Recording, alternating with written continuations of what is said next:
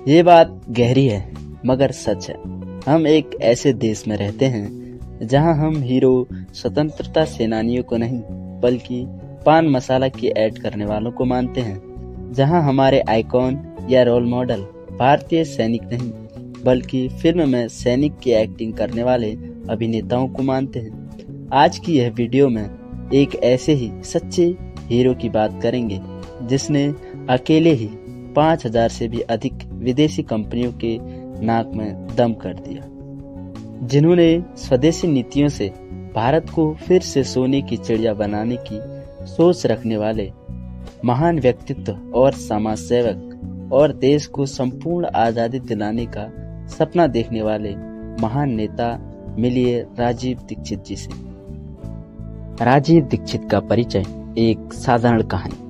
राजीव जी एक सामान्य मध्यम वर्गीय परिवार के थे। उनका जन्म उत्तर प्रदेश के अलीगढ़ जिले के नाहा गांव में 23 नवंबर 1967 को हुआ था। बचपन से ही राजीव जी पढ़ाई के प्रति गहरी रुचि रखने वाले छात्र थे। उनकी सोच भारतीय परंपरा और संस्कृति के प्रति गहरी लगाव रखने वाली थी। राजीव दीक्षित का दिमाग बचपन से ही सीखने, समझने और सवाल करने के लिए उत्सुक रहता था। राजीव दीक्षित की प्रारंभिक शिक्षा उनके गांव से ही हुई थी। बाद में इंजीनियरिंग की पढ़ाई इलाहाबाद से पूरी करने के बाद आईआईटी कानपुर से आगे की शिक्षा प्राप्त की। राजीव जी विज्ञान और तकनीक के प्रति गहरी रुचि रखते थे, लेकिन उनका झुकाव समाज की समस्याओं के प्रति और उनके समाधान के प्रति अधिक होने लगा, जिसके बाद ही राजीव जी एक वरिष्ठ नेता और समाज सेवक के रूप में उभरे। राजीव दीक्षित अन्याय के खिलाफ साफ शब्दों में आवाज उठाने की क्षमता रखते थे। राजीव दीक्षित समाज से स्वदेशी और संपूर्ण आजादी के लिए, भारत की आत्मनिर्भरता के लिए भारतीय समाज को जागरूक करने का कार्य करते थे। उनकी इसी समाज सेवा और विचारधारा से लोगों के दिलों में उनकी एक खास जगह बनी। उनकी अधिक लोकप्रियता और हर विषय में खुलकर बोलने की कला के कारण ही उनकी मृत्यु एक रहस्यमय तरीके से हुई, जिस पर वीडियो में आगे बात करेंगे। पहले बात उनके द्वारा समाज में किए जाने वाले बदलाव और आंदोलन के प्रेरणादायक भाषणों पर। राजीव दीक्षित का एक सबसे बड़ा सपना यह था कि भारत में विदेशी कंपनियों और उनके उत्पाद का बहिष्कार किया जाए और भारतीय उद्योगों को बढ़ावा दिया जाए। उन्होंने कोल्ड ड्रिंक और फास्ट फूड के खिलाफ आंदोलन भी चलाए, भारतीय पेयजल, नींबू और लस्सी को बढ़ावा दिया। साथ ही राजीव दीक्षित विदेशी दवाइयों के भी खिलाफ थे। राजीव दीक्षित आयुर्वेद और प्राकृतिक चिकित्सा के बड़े समर्थक थे। उन्होंने हजारों वर्ष पुराने भारतीय चिकित्सा पद्धति को पुनर्जीवित करने का अत्यधिक प्रयास किया। उनका कहना था कि भारतीय आयुर्वेद में सभी बीमारियों का इलाज है। उन्होंने भारतीय समाज रासायनिक दवाइयों की जगह पर भारतीय प्राचीन जड़ी बूटियों का उपयोग करने की वकालत करी। अब बात करेंगे राजीव दीक्षित के प्रेरणादायक भाषणों पर। राजीव दीक्षित का भाषण लाखों लोगों के दिलों को छूता था। राजीव दीक्षित भारत के गौरवशाली इतिहास, स्वतंत्रता संग्राम सेनानी और महान व्यक्तियों के योगदान पर बात करते थे। वह भारत के चुने गए नेताओं के कामों को भारतीय समाज के लोगों को जागरूक कराते थे। उनके भाषण सरल के साथ साथ तथ्यों तथा तर्कों के अद्भुत संतुलन के साथ होते थे। राजीव दीक्षित भारतीय शिक्षा पद्धति के भी खिलाफ थे।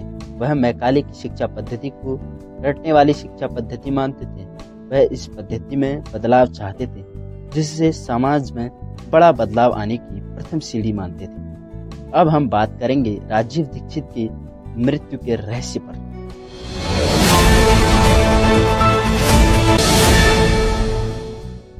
राजीव दीक्षित की रहस्यमय मौत। राजीव दीक्षित की मौत या हुई थी हत्या। राजीव दीक्षित का पोस्टमार्टम क्यों नहीं हुआ? बाबा रामदेव पर लगी गंभीर आरोप, देश के आइकॉन नेता और समाज सुधारक की मौत से क्यों नहीं उठ पाया पर्दा? आखिर राजीव दीक्षित की अचानक मौत कैसे हुई, जब राजीव दीक्षित कर रहे थे कार्यक्रम में शिरकत? चलिए बात करते हैं अचानक हुई राजीव दीक्षित की मौत पर। उनके जीवन के आखिरी दिन में क्या हुआ था। 30 नवंबर 1910 अपने जन्मदिन पर राजीव दीक्षित छत्तीसगढ़ के दुर्ग और भिलाई दौरे पर थे। मीडिया का दावा है कि 29 नवंबर को 10 बजे से 1 बजे तक राजीव ने दुर्ग जिले के बेमेतरा तहसील में भाषण दिया था। इसके बाद भारत स्वाभिमान आंदोलन के दुर्ग निवासी दया सागर के साथ कार से भिलाई के लिए रवाना हुए। कार कन्हैया नामक ड्राइवर चला रहा था। इसी बीच रास्ते में राजीव को पसीना और बेचैनी होने लगी। तबीयत बिगड़ने पर उन्हें तुरंत दया सागर के घर पहुंचाया गया, लेकिन वहां राजीव बाथरूम में गिर पड़े, जिसके बाद उन्हें अस्पताल में डॉक्टर शशिकांत सक्सेना के द्वारा उनका प्राथमिक उपचार हुआ। डॉक्टर ने बताया राजीव दीक्षित को हार्ट अटैक का दौरा पड़ा है, जिसके बाद राजीव को बीएसआर अपोलो अस्पताल में रेफर कर दिया गया, जहां डॉक्टर दिलीप रत्नानी ने उनका इलाज किया, लेकिन रात में 1 से 2 बजे के बीच उनकी मृत्यु हो गई। जिसके बाद राजीव को चार्टर्ड विमान द्वारा बाबा रामदेव के पतंजलि आश्रम पहुंचाया गया। समर्थकों का कहना था राजीव का पार्थिव शरीर नीला व बैंगनी पड़ गया था। उनकी त्वचा उधड़ी उधड़ी लग रही थी। राजीव के समर्थकों का कहना था कि राजीव का पोस्टमार्टम नहीं किया गया।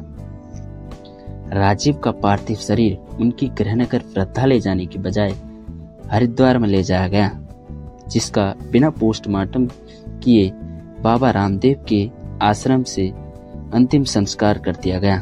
इन्हीं कारणों से राजीव की हत्या का आरोप बाबा रामदेव पर लगाए गए, लेकिन रामदेव ने इन आरोपों से इनकार करते हुए नजर आए। राजीव की मौत की वजह उनकी खराब तबीयत का होना बताया गया। 30 नवंबर 1967 को जन्मे क्रांतिकारी राजीव दीक्षित ने 5 फरवरी 2009 को भारत स्वाभिमान आंदोलन का गठन किया गया।